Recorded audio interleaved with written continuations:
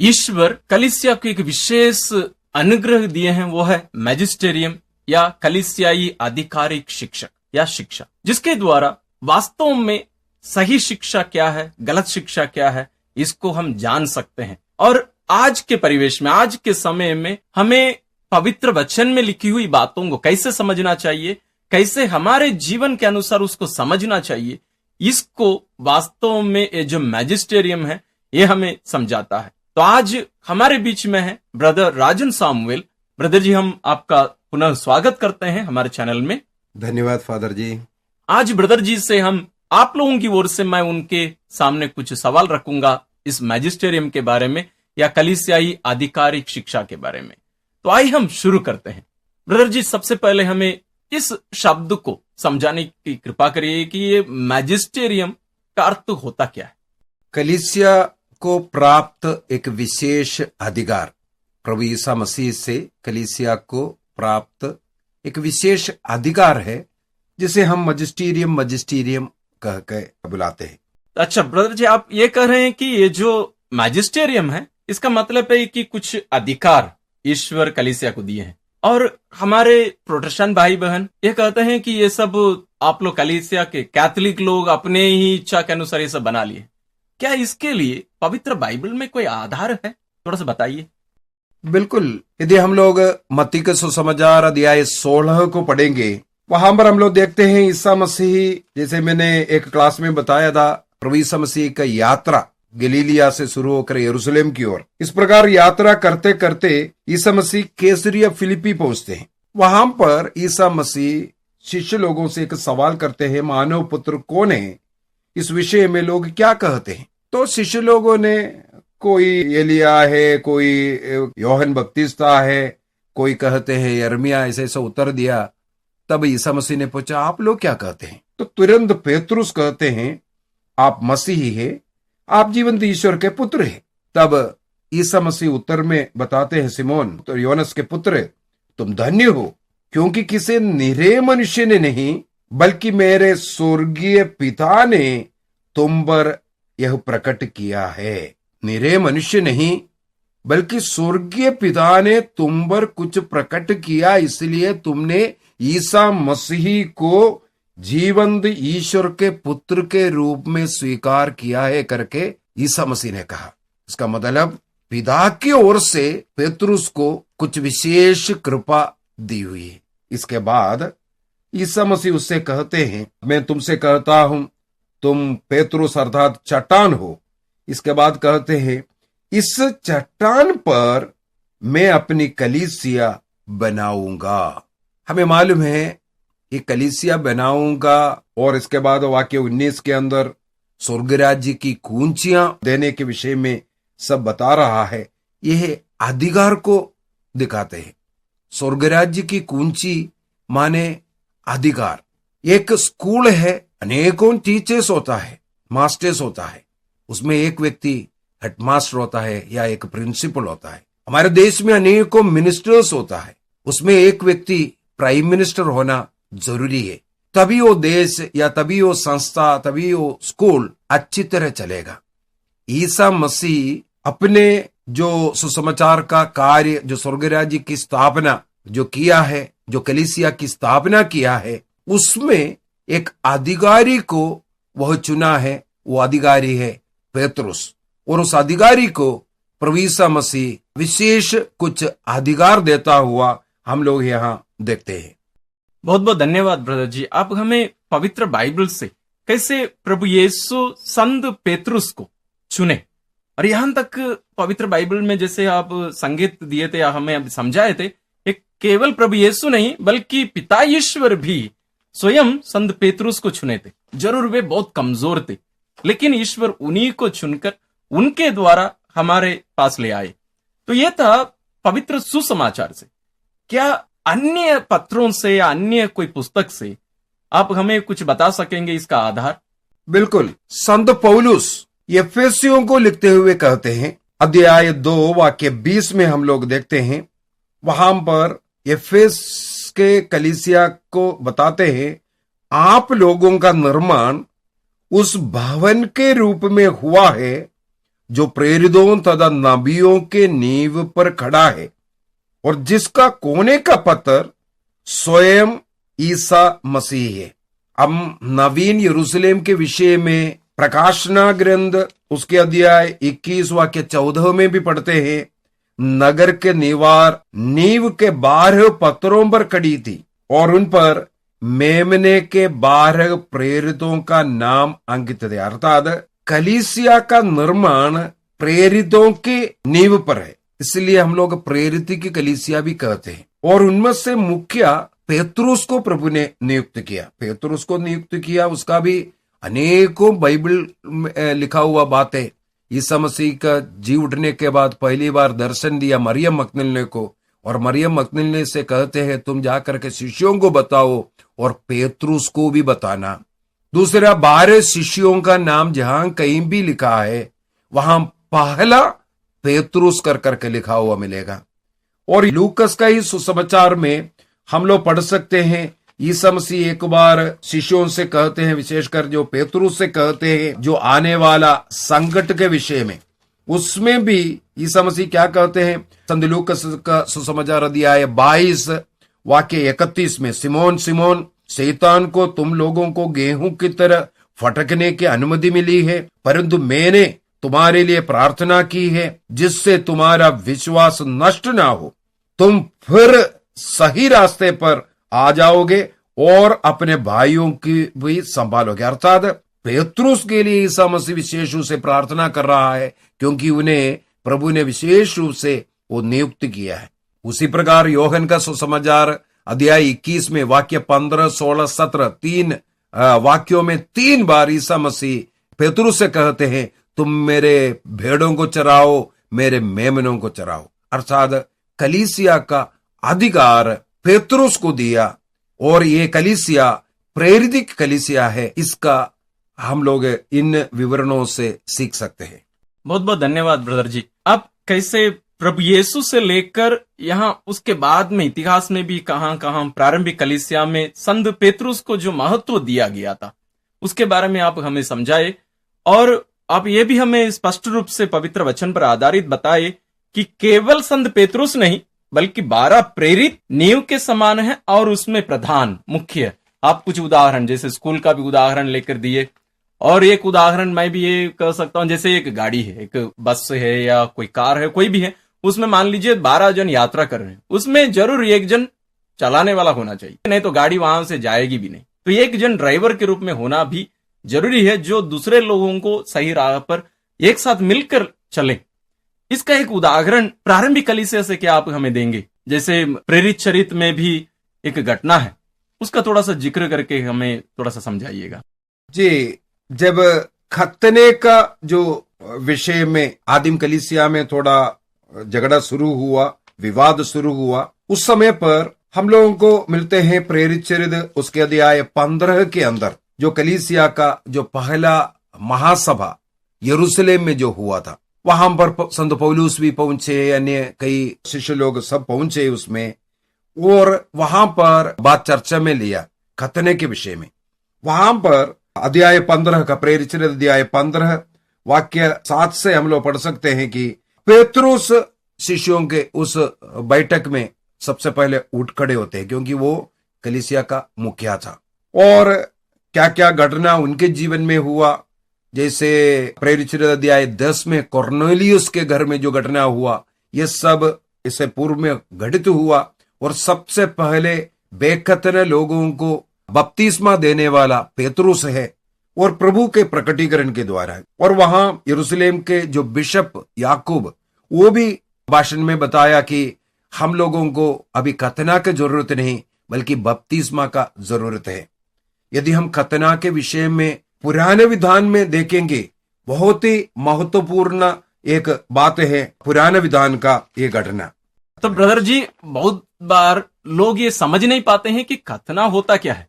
इसके बारे में पुराने विधान में जो शिक्षा ईश्वर हमें दिए हैं वो वास्तव में क्या है?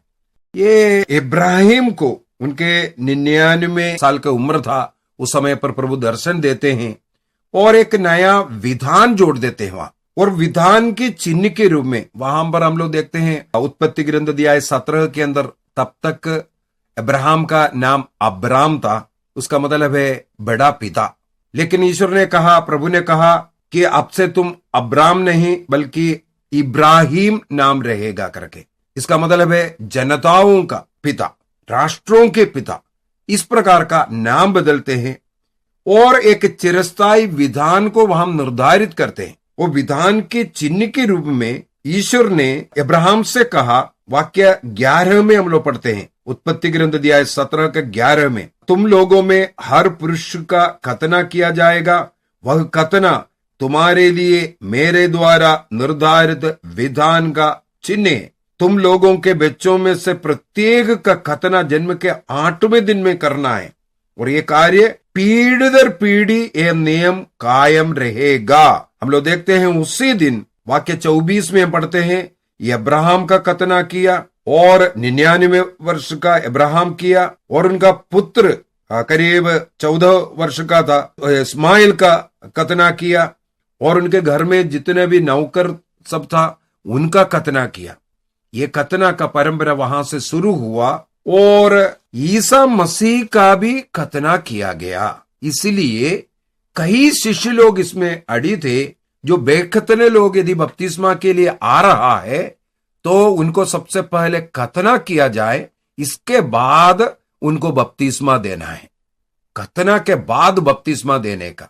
लेकिन संत पौलुस और साथ ही हम लोग देखते हैं पेतरुस स्वयं कर्नेलियस के घर में क्या हुआ उसको वर्णन करते हुए कहा, नहीं अभी खतना का जरूरत नहीं, अभी बपतिस्मा का केवल जरूरत है, हमारे लिए बपतिस्मा ही खतना है। ये बोल करके एक नियम बनाते हैं, एक पत्र बनाते हैं जहां कहीं भी ऐसा विवाद था और ये पेतरुस पौलुस को और अन्य शिष्यों को, यूदस को सब बेचते हैं, उनको बेचते हुए, बरनबास को सब बेचते हुए ये शिक्षा देने के लिए बेच रहा है। इसका मतलब सबसे पहले यहां पर यह निर्णय लिया, इसके बाद कोई भी क्रिस्तीय लोग आज खतना नहीं कर रहे। हम ये बोल सकता है पीढ़ी दर पीढ़ी चलना है बोल करके ईश्वर का नियम था, जो शिष्यों को मिला हुआ वो अधिकार अर्थात मजिस्टीरियम, इसका उपयोग करते हुए उन्होंने कहा अब से खतना का जरूरत नहीं, केवल बपतिस्मा हो। ईसा मसीह ने खतना को बंद नहीं करवाया था, लेकिन कलीसिया का मिला हुआ अधिकार के साथ कलीसिया ने उसको उपयोग किया और आज्ञा दिया। तो ये बहुत ही एक महत्वपूर्ण एक शिक्षा ब्रदर जी आप हमें ये अभी बताए कि कैसे जो खतना वास्तव में इस्राएलियों के लिए वो बहुत ही महत्वपूर्ण एक कार्य था, क्योंकि उसी के द्वारा ही वे ये प्रमाणित किए, प्रकट किए कि हम यहूदी हैं। लेकिन जो प्रभु यीशु के 12 प्रेरित थे वे सब यहूदी थे और वे सब चाह रहे थे। और यहां तक संत पौलुस जो वास्तव में एक कट्टर व्यक्ति था, एक यहूदी था, वे वास्तव में इसमें जाना चाहिए था, लेकिन वो उल्टा जाते हैं। वे कहते हैं कि अभी खतना नहीं होना चाहिए, अभी केवल बपतिस्मा पर हमें रहना चाहिए। इसलिए एक बहुत महत्वपूर्ण एक निर्णय है, क्योंकि ये एक प्रकार से पेड़ को जड़ से काट कर दूसरा पेड़ लगाने के समान हो गया है, पूर्ण रूप से अलग होना। और ये निर्णय लेना उतना आसान नहीं था। जैसे हम प्रेरित चरित अध्याय 15 से कुछ बातें हम सुने थे, लेकिन उसका पूरा अध्याय आप लोग जरूर पढ़िएगा। उसमें हम देखेंगे कि कैसे एक लड़ाई के बाद वास्तव में सब मिलकर चर्चा किए और केवल 12 प्रेरित लोग नहीं थे, अन्य लोग भी, जो याकूब थे वहां यरूशलेम के जो धर्माध्यक्ष थे वो 12 प्रेरितों में से नहीं थे, संत पौलुस 12 प्रेरितों में से नहीं थे, बरनबास 12 प्रेरितों में से नहीं थे, और भी बहुत सारे लोग, क्योंकि ये सब उस समय अलग अलग कलीसिया के मुख्य यानी धर्माध्यक्ष थे। ये सब एकत्रित होते हैं और ये निर्णय लेते हैं। बहुत ही महत्वपूर्ण बात मृद जी, ये तो पवित्र बाइबल में दिया हुआ है। क्या ऐसे और भी कोई बातें हैं, कोई निर्णय जो हमें ऐसे ही परंपरागत शिक्षा के अनुसार या मैजिस्टेरियम के द्वारा निर्णायक एक कार्य, कोई निर्णय ऐसा है? अब हमें थोड़ा सा बताइए कोई और उदाहरण। और भी अनेकों बात है, लेकिन एक और महत्वपूर्ण बात हम यहाँ चर्चा करना मेरे विचार में उचित रहेगा। वो है ईश्वर का अगला एक जो आदेश है वो 7वां दिन विश्राम दिन को मनाने के विषय में। इस ईश्वर ने 6 दिन सब सृष्टि की, 7वां दिन वो विश्राम किया और उसको पवित्र किया। इसलिए यहूदियों में 7वां दिन को साबत के रूप में मनाना उनका एक रीति था, और आज भी इस्राएली लोग साबत को मनाते हैं। उसको बहुत ही पवित्र दिन, उस दिन कोई कार्य नहीं करता है। तो इस प्रकार हम लोग देखते हैं सुसमाचार के अंदर भी ईसा मसीह स्वयं साबत के दिन सिनगोग में जाते थे, शिक्षा देते थे। इस प्रकार ईसा मसीह के जीवन में भी हम लोग देखते हैं।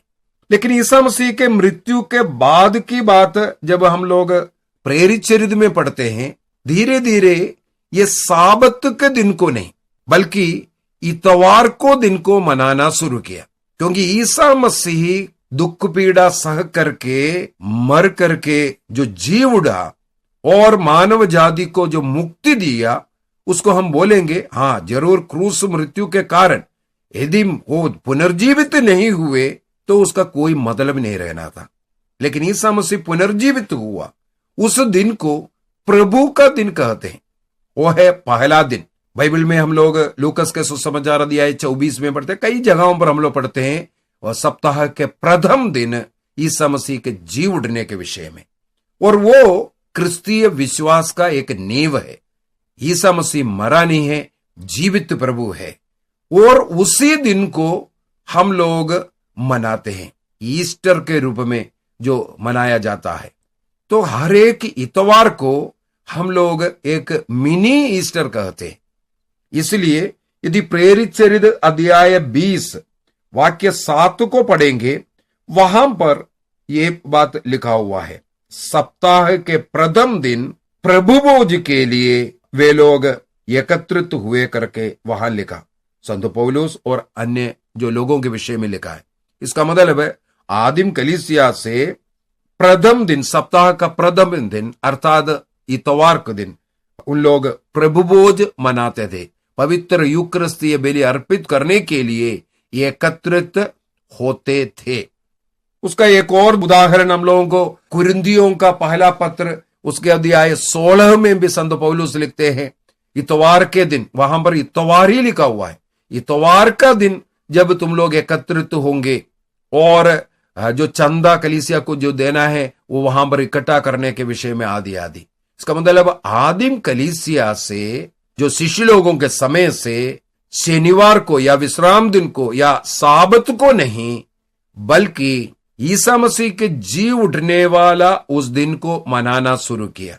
इसका मतलब वो भी कलीसिया के मजिस्टीरियम के द्वारा, अधिकार के द्वारा साबत को हटाया। अभी हमें साबत नहीं, ईसाई लोगों को प्रभु का दिन मनाना है, यह निर्णय यह भी मजिस्टीरियम का एक भाग है। बहुत बहुत धन्यवाद ब्रदर जी। ये बहुत ही महत्वपूर्ण एक शिक्षा है वास्तव में। ये जो रविवार क्यों मनाते हैं, बहुत सारे लोग ये इस पर भी प्रश्न उठाते हैं कि ये रोमन कैथोलिक लोग, वास्तव में लोगों को पता भी नहीं है कि कैथोलिक चर्च होती क्या है।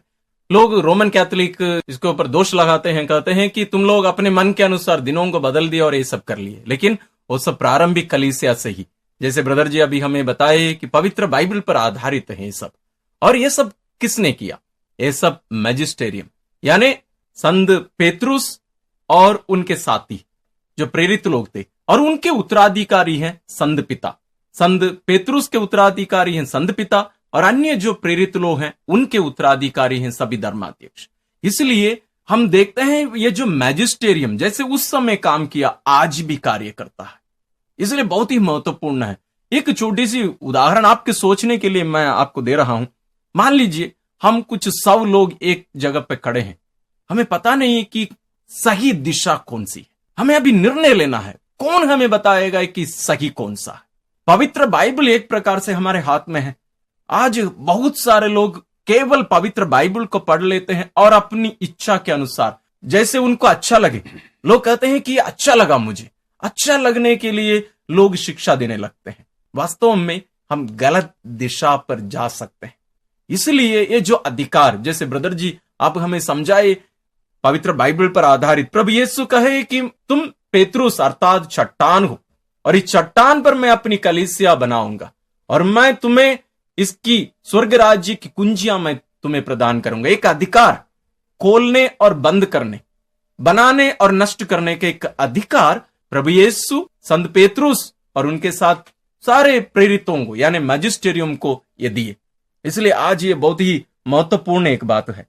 तो ब्रदर जी, और एक बहुत महत्वपूर्ण बात जैसे अभी मैं व्यक्त कर रहा था, जैसे पवित्र बाइबल की व्याख्या करने में मैजिस्टेरियम की जिम्मेदारी क्या है? बिल्कुल, मैजिस्टेरियम एक्चुअली देखा जाए बाइबल का या स्क्रिप्चर का सही इंटरप्रिटेशन के लिए ही बहुत ही महत्वपूर्ण बात होता है।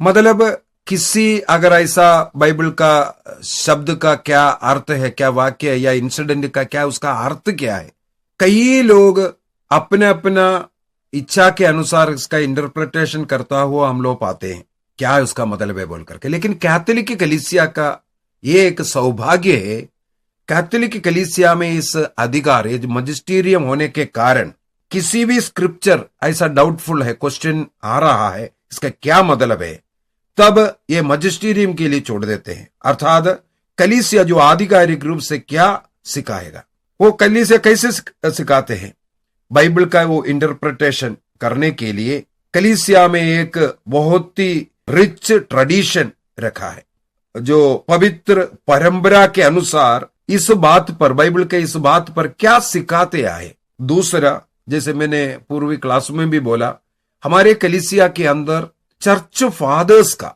बहुत ही ऐसा बाइबल का इंटरप्रिटेशन मिलता है। कई ऐसा संत लोगों का बहुत ही बहुमूल्य इंटरप्रिटेशंस जो पवित्र आत्मा उनके द्वारा जो रेवलेशन किया है, जो प्रकटीकरण किया है, उसको लिखित रूप में मिलेगा। तीसरा, एक्यूमेनिकल काउंसिल्स इसके ऊपर चर्चा करता है। कभी भी कोई भी ऐसा बात हुआ, काउंसिल बुलाया जाता है। उदाहरण के लिए जैसे माता मरियम ईश्वर की मां है या माता मरियम के कन्यात्व के विषय में, इस प्रकार हमें मालूम है 4 विश्वास सत्यों को माता मरियम के ऊपर ही कलीसिया ने घोषणा किया। कब घोषणा करना पड़ा? यह तो आदिम काल से ही कलीसिया विश्वास करते हुए आए हुए बात पर कुछ लोग गलत सिखाना जब शुरू किया, तब कलीसिया ने आधिकारिक रूप से सही क्या है, सही शिक्षा क्या है, इसकी घोषणा करते, उसको ही हम लोग मैजिस्टेरियम बोलते हैं। उसके लिए क्या किया, ट्रेडिशन में परंपरा से क्या सिखाते आया, क्या मनाते आया, उसके विषय में कोई चर्च फादर्स कुछ लिखा है कि नहीं, उसको स्टडी करता है। इसके बाद उन सभी तत्वों को एक्यूमेनिकल काउंसिल बुला करके, हमारा सिनड बुला करके, सिनड के सामने इसको रखते हैं। और पूर्व में इस प्रकार का कुछ सिनड का निर्णय है कि नहीं, कोई पोप के द्वारा कोई सिखाया है कि नहीं, यह सब वहां पर स्टडी किया जाता है। इसके बाद एक निचोड़ निकलेगा, उसको कलीसिया आधिकारिक रूप से घोषणा करता है, जिसे हम मैजिस्टेरियम कहते हैं। यह संधु बापा एक सो रहा था, नींद से उड़ करके कुछ घोषणा किया, वो नहीं है मैजिस्टेरियम। इस प्रकार जैसे मैंने बोला है, ट्रेडिशन को देखेगा, चर्च फादर्स को देखेगा, एक्यूमेनिकल काउंसिल और प्रीवियस टीचिंग्स, ये सबको स्टडी करने के बाद पवित्र आत्मा की प्रेरणा से जो निचोड़, जो वहां काउंसिल में बैठने वालों को जो मिला है, वो पवित्र आत्मा के द्वारा डिजाइन करेगा, क्या सही है, क्या गलत है, उसको आधिकारिक रूप से घोषणा करना। यही कैथोलिक कलीसिया का धर्म शिक्षा ग्रंथ 85 में 85 में यही हमें सिखाते हैं। और उसी प्रकार कैथोलिक कलीसिया का धर्म शिक्षा ग्रंथ 119 और 120 के अंदर, ये दोनों नंबर्स में हम लोग पढ़ते हैं, कलीसिया इस प्रकार आधिकारिक रूप से जो शिक्षा देती है, जो मैजिस्टेरियम के द्वारा, उसको कलीसिया का हर एक सदस्य के लिए माननीय है, उसमें विश्वास करना है, उसी को ही केवल सिखाना है। ये कैटेकिज्म 119 और 120 में हम लोग पढ़ते हैं। ब्रदर जी, बहुत बहुत धन्यवाद। ये बहुत ही महत्वपूर्ण शिक्षा है, बहुत महत्वपूर्ण बात है जो आप हमारे सामने रखें। प्रिय श्रोताओं, आज हम बहुत सारी बातों पर हम चर्चा की, विशेष रूप से मैजिस्टेरियम या कलीसिया की आधिकारिक शिक्षा के बारे में हम चर्चा की। ये बहुत महत्वपूर्ण एक बात है। इसको आप वास्तव में यदि एक बार समझ में नहीं आई है आपको, आप बार बार इसको सुनने की कोशिश करिए, रोकिए। यदि आपको कुछ प्रश्न उठता है आपके मन में, आप कमेंट्स में हमसे पूछिए, हम जरूर आपको जवाब देंगे। तो इस प्रकार आज हम मैजिस्टेरियम यानी कलीसियाई आधिकारिक शिक्षा के बारे में हम चर्चा किए। ये पूर्ण रूप से पवित्र बाइबल पर आधारित है और ये एक अधिकार प्रभु यीशु स्वयं प्रेरितों को, और प्रेरितों का मुख्य संत पेतरुस को स्वयं प्रभु चुने, निर्धारित किए, और उनके द्वारा आज भी कलीसिया वास्तव में संचालित है। कैसे? जो संत पिता हैं उनके ही उत्तराधिकारी हैं, और जितने भी धर्माध्यक्ष हैं ये सब प्रेरितों के उत्तराधिकारी। कितना अद्भुत कार्य है ईश्वर करते आ रहे हैं। लेकिन आजकल बहुत बड़ी चुनौती का समय है। हमें दिनों दिन यूट्यूब्स के माध्यम से, विशेष रूप से हमारे ऊपर बहुत सारी गलत शिक्षाएं, गलत सिद्धांत तोपे जा रहे हैं। और मैं आप लोगों से अनुरोध करूंगा, हर व्यक्ति की शिक्षा को सुनिए मत। अब ये मत सोचिए कि ये तो अच्छा लग रहा है या हम परखने की कोशिश करेंगे, आप फंस जाएंगे। इसलिए आप केवल और केवल कैथोलिक कलीसियाई शिक्षा के अधिकार पर या उस पर आधारित जो निर्णायक शिक्षा लोग देते हैं, विशेष रूप से फादर लोगों के द्वारा, जैसे ब्रदर राजन सामुएल के उनके भी चैनल हैं, उसके माध्यम से भी हमें शिक्षा मिलती है, इन सबको ही आप देखिएगा, अन्य रूप से आप देखिए मत। और यदि आपको अन्य कोई भी प्रश्न आपके मन में उठता है, आपको लगता है कि हमें चर्चा करने की जरूरत है, हमें आप बताइएगा, जरूर हम उस पर चर्चा करेंगे। तो ब्रदर जी, हम विशेष रूप से आपको पुनः धन्यवाद देते हैं, हमारे बीच में आकर अपने बहुमूल्य समय बिताकर हमें बहुत ही महत्वपूर्ण एक विषय मैजिस्टेरियम के बारे में आप शिक्षा दिए, हमें समझाए। हम आपको बहुत बहुत धन्यवाद देते हैं। Thank you. धन्यवाद फादर जी। तो आप सबों को भी धन्यवाद। आप इस वीडियो को और भी लोगों के साथ शेयर करिए और लोगों को शिक्षित करिए, विशेष रूप से कलीसिया की शिक्षा के बारे में लोगों को जानकार बनाइए। हम सब एक साथ मिलकर इस यात्रा में आगे बढ़ते जाएं। और जैसे पहले भी मैं कहा हूं, हम इसके पहले भी इस प्रकार की वीडियोस पब्लिश किए हैं, उनको भी आप देखिए। जैसे ब्रदर जी के जो चैनल हैं मातृछाया, उसका भी लिंक हम डिस्क्रिप्शन में दे रहे हैं, जरूर आप उसको भी चेक करिए, देखिए। हर दिन सुबह 5 बजे ब्रदर जी अपने चैनल में वीडियो पब्लिश करते हैं, पूरा शिक्षा प्रदत्त वीडियोस है, जरूर उनको भी देखिए। हम सब मिलकर आगे बढ़े। ईश्वर आप सबों को विशेष आशीष और अनुग्रह प्रदान करें। धन्यवाद।